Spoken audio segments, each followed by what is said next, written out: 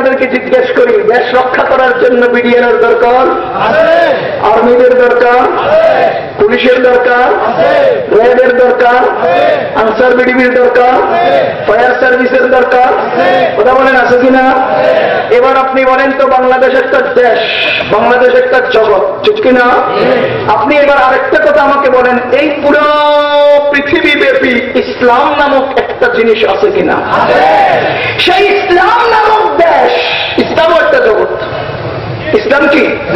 এবার বলেন তো, ইসলামের বিরুদ্ধে, ইসলামকে ক্ষতি করে এমন কোন সন্ত্রাসী দুনিয়াতে আছে কিনা? তাদের নাম কি? তাদের নাম কি? ইসলামকে ক্ষতি করে এমন সন্ত্রাসী আছে কিনা? সেই সন্ত্রাসীদের নাম কি?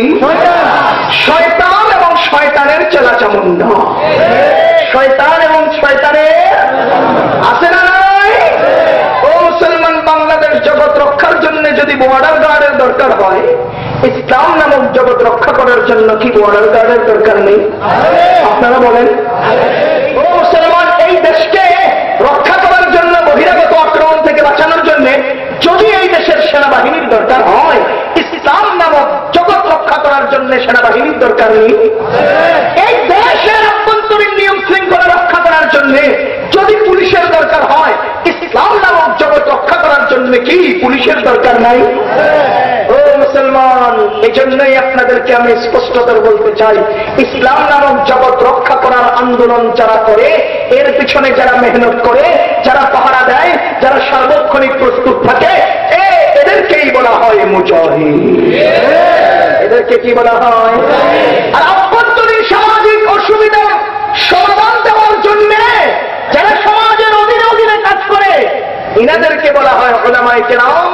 ইনারা হলেন মুফতি সাহেব। আপনার ওযু ভঙ্গের কারণ ইসলামের একটা মাসআলা, আপনার নামাজ ভঙ্গের কারণ ইসলামের একটা লোকে কি করে দিয়েছে, বউ তালাক দিয়ে দিয়েছে, সমাধান কি হবে? আপনি দিবেন না মুফতি সাহেবে? আর জোর বলেন, আপনি দিবেন না মুফতি সাহেবে? আপনার ঘরে আগুন লেগেছে, আনসার বিডিবি দৌড়িয়ে যাবে, ফায়ার সার্ভিস দৌড়ে যাবে, আপনার ঘরের আগুন নিভাবে। আর আপনার স্বামী স্ত্রীর দুজনের মধ্যে ঝগড়া লেগে তালাক দিয়ে ভীষণ আগুন জ্বলেছে, এই আগুন নিভাবে কে? Fire service. এই আগুন নিভাবে কে? Answer BDB. কে নিভাবে?